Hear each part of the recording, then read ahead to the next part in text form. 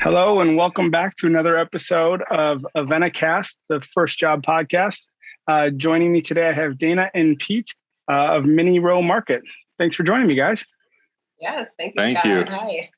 So Happy here we to go. be here. Right before we jumped on, I was trying to clarify what to call you guys, owners and co-founders. We spent a few minutes talking about it, and then I didn't even say it. So my bad on that front. But I guess before we get started and hear about sort of your early career experiences, why don't you guys take a minute and just kind of tell me about MinnyRow Market and sort of, what it is and what you're looking to do. Sure. Go ahead. All right. So MinnyRow Market at its face is a small scale grocery store. We have a deli. We serve breakfast on the weekends, lunch, and dinner options, all locally sourced ingredients made from scratch, sandwich, soups, salads. Very cool. And then the market side is really where we stand out. I think we sell a lot of locally produced products, small batch made. A lot of it's made right here in Minneapolis, and some really, really cool stuff happening here in Minnesota in the food scene. So And that's our focus is Minnesota products. So that's what we specifically try to have at our store. Very cool. Very cool. So you guys started MinnyRow Market in 2020, correct? Yep. We that's correct. opened November 2020. Oh, okay. Difficult time to start anything. But tell us a little bit about what that experience was like in the midst of 2020. Yeah, I mean, it was for us, it was the timing, under lockdown and everything. I was already staying at home with one of our girls, and when everyone was forced into home, and we saw Peter's job was changing a lot. And so prior to being shut down, 2020 was a fun year. So we had pulled out some goals and we said, let's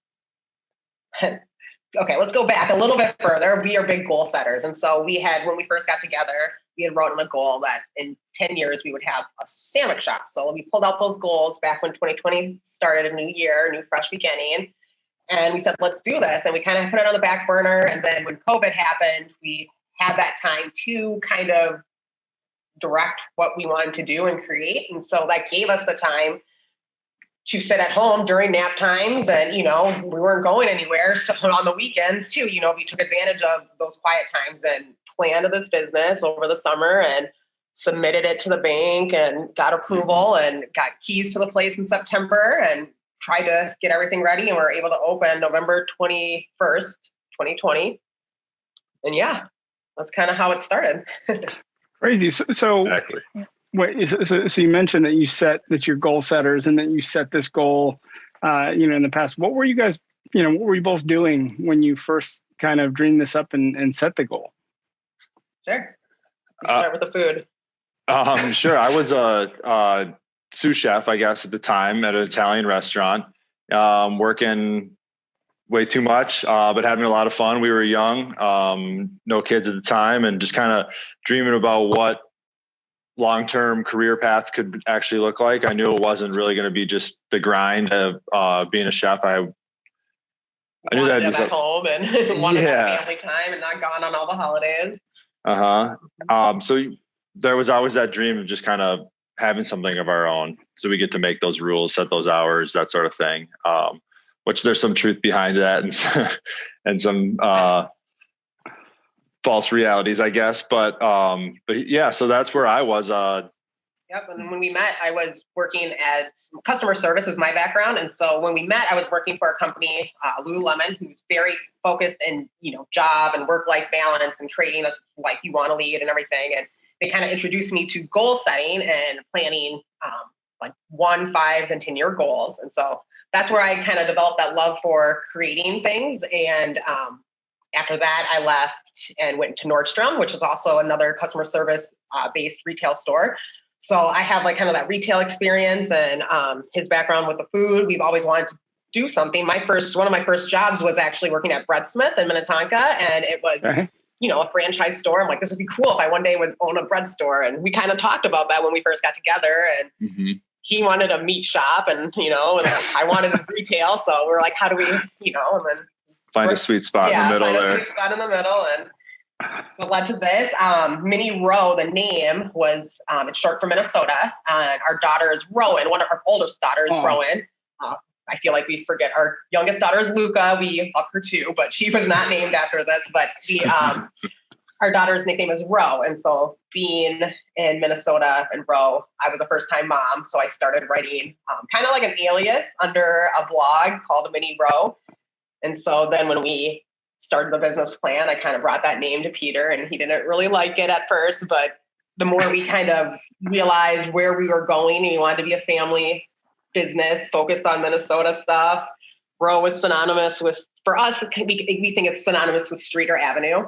So it worked out, and it's our daughter's name. So, Well, it flows. I love the name. And Thank you. Yeah, no, it's just it's a cool name, and yeah, I guess so. When you think about where you were then, and sort of the experiences that you had, I mean, it makes sense, right? The blend of knowledge and experiences, and kind of coming together to create something. But there's still a ton of risk, right? There's still a ton of angst and concern. And a lot of people have that dream, right? A lot of people have this dream of creating their own business, of like doing their own thing, making their, establishing sort of like that like family legacy that intertwines with your business. It's great. So cool that you guys have done that.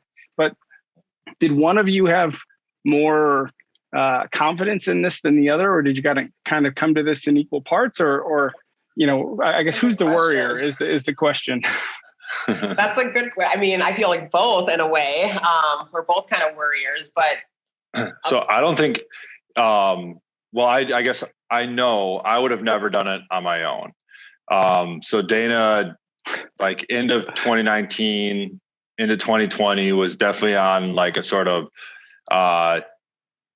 let's create a legacy, mission in her head, and let's do something that we can, be proud of.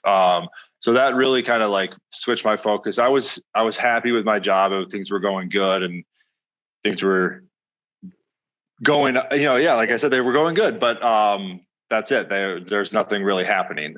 So it wouldn't have kicked off without her. I think probably this summer, maybe I drove it a little bit to keep us going after it was kicked off. So we've kind of, one person carrying the other over certain hurdles. So, well, that's a team then, right? I mean, yeah, kind of balancing each other, relying on each other. That's super important. When you think about that, I mean, I'm in awe. So I'm married as well. I have 4 small kids. I'm in awe of my wife in every way. She's way smarter than me. Works way harder, way tougher, all the things. But I don't think she and I could ever work together. I think that would be really challenging as I go, put my, but we just have different styles, and we have the same sort of values and beliefs, but we also are very different. And so we complement each other in a lot of ways. But how do you guys make that work? Well, I think what helps is that we both have parts of the business that we're passionate about, and they do overlap, but not specifically. So she's able to get creative with her marketing and social media, and take reins of that. And I'm able to get creative on the food side. And we both have our outlets that we can go in separate rooms and work for a day, and not, we're both getting things done, but we're not right in each other's faces, right. I guess. So we're side by side, but not always side by side, I guess. But yeah, we kind of realize we both have the same end goal, and so that helps put it in perspective at the end of the day. And he likes being at work. I like kind of being at home sometimes, so I can do things from behind the scenes and be with our girls, and he's able to do the work that he loves, and no complaints so far yet, I don't think, but yeah. No, that's great. That's great. I mean, yeah, I think that's an interesting point, because you hear, I think a lot of people have a misconception with entrepreneurs. They always think entrepreneurs are like these like big time like dreamers that just like have this like dreamers and they just have kind of like lofty concepts and everything. But a lot of times it takes a combination of a couple of different personalities to make any entrepreneurial organization go, right? I mean, you kind of you need two different people often that have different skill sets, but belief in the same sort of end goal and outcome. I mean, what would you, if you guys were, if you could sort of speak to yourself, 10 years ago and what advice would you give? What would you tell yourselves 10 years ago? I would tell myself to, continue to have fun, but also to, put yourself in rooms with people who are doing those creative things and listen to those people because they know more than what you think, and get that insight from people as you grow. So when you're getting right out of college, like maybe you don't have that right job that you love, or maybe you didn't go to college, but you're finding what to do after high school, whatever it is. There are people there that kind of are guiding lights. Listen to those people and still make mistakes and do things, but listen. I think that's what I would say to my younger self. Yeah, I think kind of along the same lines is just don't pass up on any experiences or any opportunities. That staying in one job for multiple years just for that one incremental raise isn't really worth an opportunity to learn from somebody else or experience a different company or how somebody else does something. There's so much to be learned from just how an operation and organization runs. That I wish I would have moved around a little bit more when I was back in my cooking days. Right. So I have more mentors in my life. No, that's great advice. I think we see that a lot. We typically work with a lot of like students coming out of school, but there's this kind of looming question always of like, is education worth it? Right? Because like you think about everything you guys just described was really kind of the essence of education, right? It's exposing people, exposing yourself to people that have been there, that have done it, that see the world differently, that can provide you a different perspective, different experiences. And so much of learning is through experience. And I think, so we talk about that a lot because there's a question. I mean, you think about the cost even of going to school and then the cost of starting your own business, it's like, it could be a trade-off. So, I guess, taking it another step back, if you were to talk to somebody or even talk to your own girls and they're coming out of high school and they're trying to make a decision if they want to go start a business or they want to go to school. I mean, what would you, I'm asking in part because like I said, I have 4 kids and I don't know what I would say to my kids at this point, but what advice would you give your girls? Well, one thing my mom always, kind of installed in me and we kind of adopted once we got together was don't live on debt at all. And, don't accumulate debt, and so as much as possible, and when you can pay it off and don't open up credit cards and, stuff like that. And I mean, I would also tell our girls to chase their dreams and, ask for help, ask for anything you need from resources because there's lots of resources available, like free programs, YouTube, like there's so much available that, we didn't have 10 years ago and sure. Just create things, and don't be afraid, I guess. I don't know.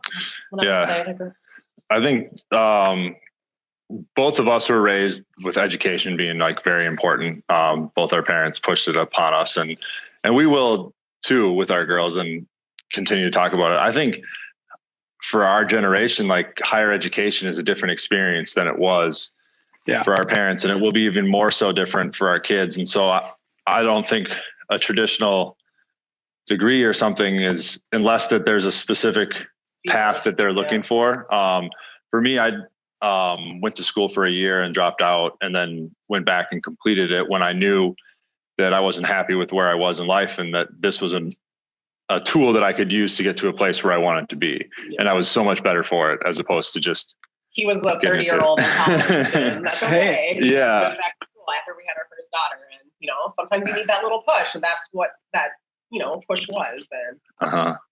No, I mean, so as long as there's some sort of growth, it doesn't have to be a traditional education path. We'll be pushing that for our girls.